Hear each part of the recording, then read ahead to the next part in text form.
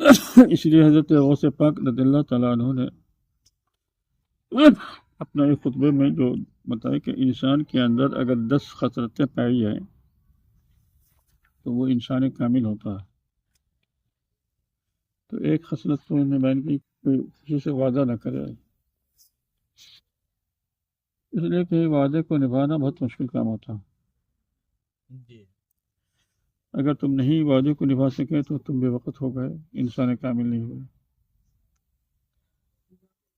اور ان 10 میں سب سے اہم تواضع ہے، یعنی اپنے کو سب سے گھٹیا سمجھنا اور دوسرے کو اپنے سے بڑھیا سمجھنا.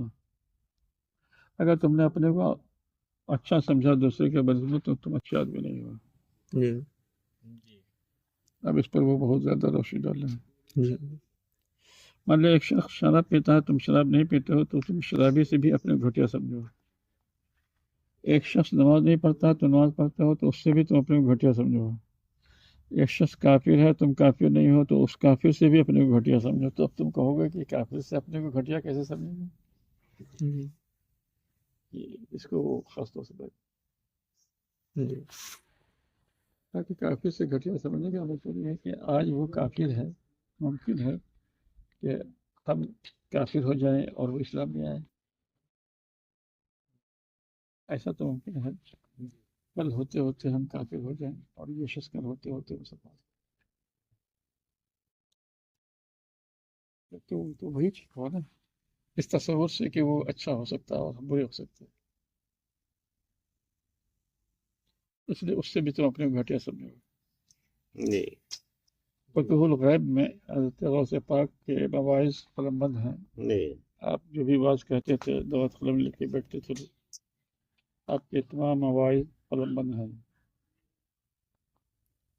وطن فوطن آپ نے واعظ فرمایا، واعظ میں کیا کیا باتیں کی وہ سب قلم بند ہیں، معمولی باتیں ہیں. تو پہلے بات یہ ہے کہ تم اپنے کو سب سے گھٹیا کمترین خلاق لکھنے کو تو لکھ دیتے ہو، کمترین خلاق محمد فلاں، لیکن تم اس لفظ کو تو لکھتے ضرور ہو لیکن تمہارا دل اس کے ساتھ اتفاق کرتا ہے کہ تم اپنے کو کمترین خلاق سمجھو. آخر العباد لکھتے ہو، یہ منافقت نہیں ہے. تمہارا دل آخر العباد ہونے کو تسلیم کر رہا ہے. باطن سے مناسبت نہیں ہے، باطن سے مناسبت نہیں ہے. خیر تو یہ منافقانہ انداز ہے. میں بیمار ہوں. تم نے لکھا کہ حضرت شبلی حضرت جنید بغدادی کے شاگرد ہیں. ان کا ایک بیٹا مر گیا، آپ نے داڑھی بہت متشدد داڑھی تھی، داڑھی صاف کر دی. اتنی بڑی اللہ کی ولی اور بیٹے کے غم میں انہیں داڑھی صاف کر دی.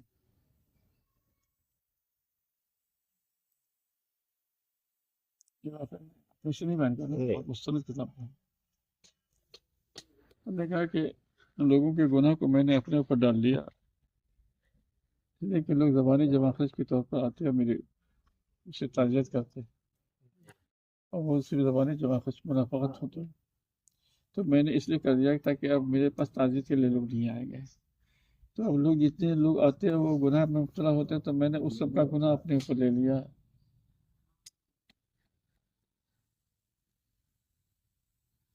یہ لوگ منافقت کے انداز میں تعزیت کے لیے آ رہے ہیں، زبانی جمع خرچ. تو اس لیے میں نے سوچا کہ وہ گنہگار نہ ہو، ہم ہی گنہگار اپنے بھائی کے لیے، ان کی اچھائی کے لیے میں نے اپنے ہی کو مذلت کے خار میں ڈال دیا. انما الاعمال بالنیات.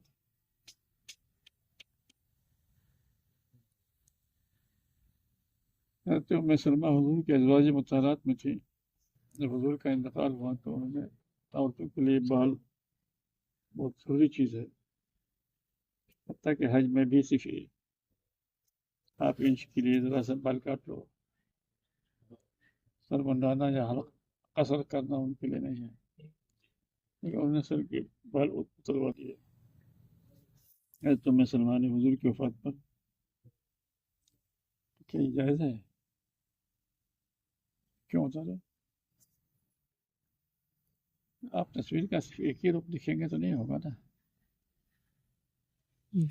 تو شیخ عبدالحق محمد دہلوی کا ایک کارنامہ یہ بھی ہے کہ آپ نے کتاب مرج البحرین یلتقیان، یہاں پر دو سمندر ہیں، ایک کھارا ہے ایک میٹھا، ایک ہی جگہ سے دونوں بہ رہا ہے، مگر کھارا اپنی جگہ پر بہ رہا ہے اور میٹھا اپنی جگہ پر بہ رہا ہے، دونوں میں ملاوٹ نہیں. مطلب یہ ہے کہ یہ بزرگان دین جو ہے شریعت اور طریقہ دونوں کو لے کے چلتے ہیں. اسی پر وہ کتاب پوری لکھی ہو مرج البحرین، یہ سب واقعات کو لکھا ہے. یہ بظاہر تو اعتراض ہے، بظاہر یہ اعتراض ہے، بظاہر یہ اعتراض ہے، بظاہر یہ اعتراض ہے، شریعت کے اعتبار سے اعتراض ہے، مگر پھر اس کا جواب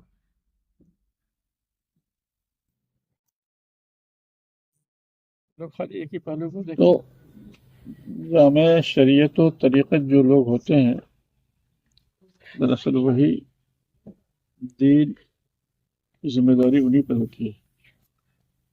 اب یہ کہا کہ العلماء و رسول الانبیاء، تو علماء سے مراد ظاہری علماء، ظاہری علماء وہ علماء انما یخشى اللہ من عبادہ العلماء، اللہ سے تو علماء ہی ڈرتے ہیں، تو جو لوگ خدا سے ڈرنے والے ہوتے ہیں اور وہ علم ظاہر اور علم باطن دونوں کی جامع ہوتے ہیں وہی علماء، اور انہی کی پیروی سب پر لازم ہے. اور صرف علم ظاہر میں تو ہوئے لیکن باطن غائب. ایک صاحب نے کہا کہ صاحب آپ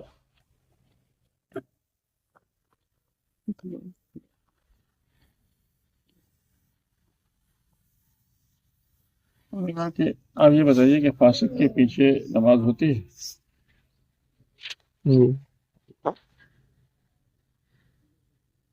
جو تعلیم ہوتی ہے اس کا اعادہ واجب.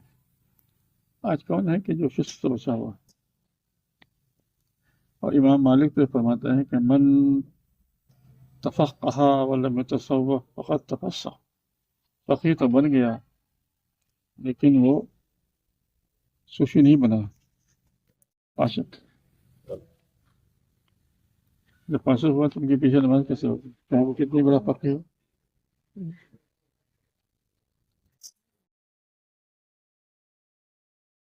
لیکن فاسق کے پیچھے نماز مکروہ تحریمی واجب اعادہ ہے. اس فسق کو آپ لوگ کو خاطر میں نہیں لاتے.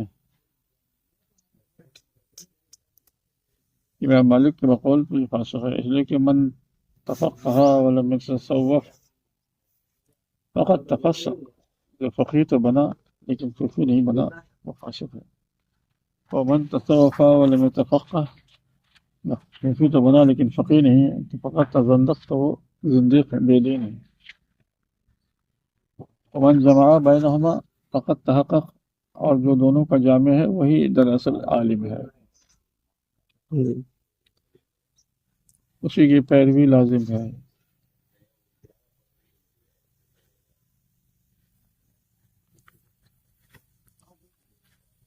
سمجھا کہ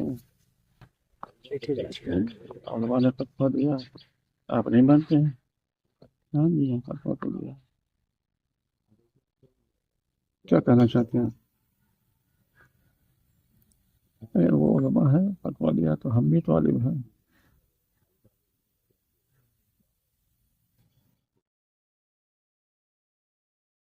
زیادہ بحث مت کیجیے، آپ اپنی بات پوچھیں.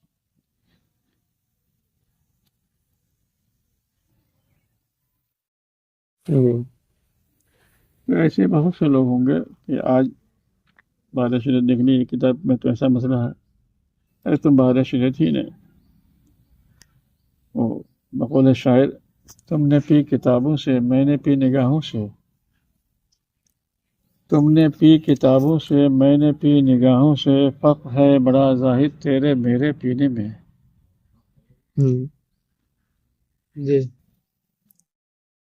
تم نے کتاب دیکھ کر کے سمجھا اور میں صاحب کتاب سے سمجھ رہا ہوں. تم حدیث پڑھ کے سمجھ رہے ہو، میں صاحب حدیث سے سمجھ رہا ہوں.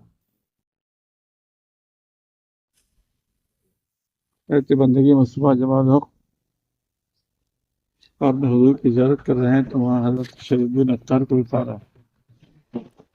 ایسے خواجہ فرید الدین عطار ہیں، حضور کی بارگاہ میں ہیں یا کہ حاضر ہوتے ہیں. عرض کرتے ہیں یا رسول اللہ کچھ حدیثیں ہم تک پہنچی ہیں، میں ان کو جاننے کے لیے حاضر ہوا ہوں کہ آیا آپ نے فرمایا ہے؟ اگر فرمایا ہے تو کیا مطلب ہے اس کا؟ جب مطلب پوچھا تو فرمایا کہ فرید الدین عطار سے پوچھو. فرید الدین عطار حضور کی بارگاہ میں وہ مسائل بیان کر رہے ہیں، حدیث کا مطلب سمجھا رہے ہیں. کسی بڑے مفتی سے پوچھا ہوا نہیں تھا.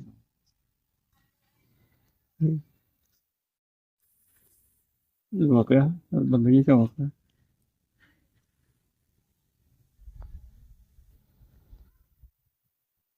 حضرت خواجہ فرید الدین عطار نے کیا فرمایا؟ اقبال صاحب حالانکہ ایک دنیا دار تھا، شاعر، مگر شاعر اسلام تھا. انہوں نے کہا کہ عطار ہو، رومی ہو، رازی ہو، غزالی ہو، دنیا اسلام میں یہ سب چند شخصیتیں بہت مشہور ہیں. عطار ہو، رومی ہو، رازی ہو، غزالی ہو، کچھ ہاتھ نہیں آتا بے آہ سحر گاہی. ان چاروں کو جو کچھ ملا وہ آہ سحر گاہی کی بدولت ملا. وہ صبح اٹھنا، بارگاہ خداوندی میں مناجات کرنا. آج تمہیں یہ صفت ہے؟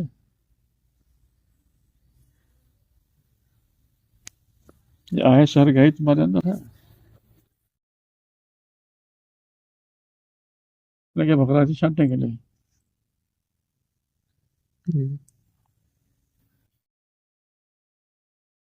شریعت کی دنیا سے گزرا ہو. ایسی بات نہیں ہے کہ شریعت کے احکام تو بالکل ناشتہ ہو، لیکن ساتھ ساتھ بزرگوں کی بھی طریقے کو دیکھتا ہوں. ہم یہ نہیں کہتے کہ بزرگان دین کا یہ طریقہ شریعت کے خلاف.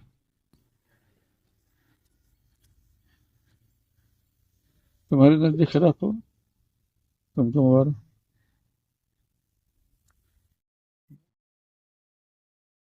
ہم تو اسی پہ چلیں گے جو ظاہر و باطن دونوں کی جامع ہیں. جب انہوں نے کہہ دیا کہ یہ آمنا وسلم، یہ صاحب کتاب سے ہی پوچھ لیتے ہیں ہمارے بات. تو کتاب کو دیکھ کر کے نہیں، حدیث کو دیکھ کر کے نہیں مانا مطلب سمجھتے ہیں، صاحب حدیث سے ہی مانا مطلب سمجھتے ہیں. اسی کو شاعر نے کہا کہ تم نے پی کتابوں سے، میں نے پی نگاہوں سے، فرق ہے بڑا زاہد تیرے میرے پینے میں.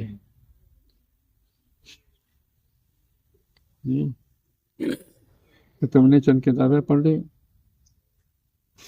تو مقام بن گئے. وہ سب کتابیں میں نے بھی دیکھی ہیں. آج کچھ لوگ ہیں کہ جب ہم نے کوئی مسئلہ، اگر کوئی کسی مجلس میں ضرورتاً کوئی مسئلہ بیان کر دیا تو مولوی لوگ ہیں آپ کا یہ مسئلہ ہے اور کتاب کے خلاف ہے.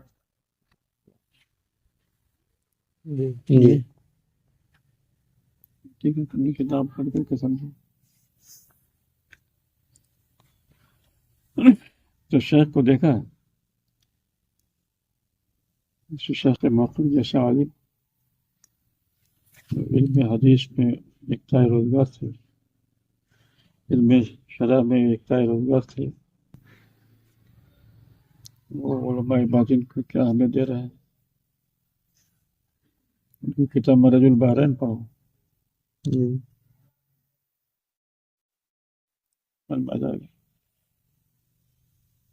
حضرت بازی نے، حضرت شبلی نے داڑھی صاف کر دی. اعتراض ذرا میری تھی اشرفی آپ اپنے دنیا میں کیوں سیکھیں؟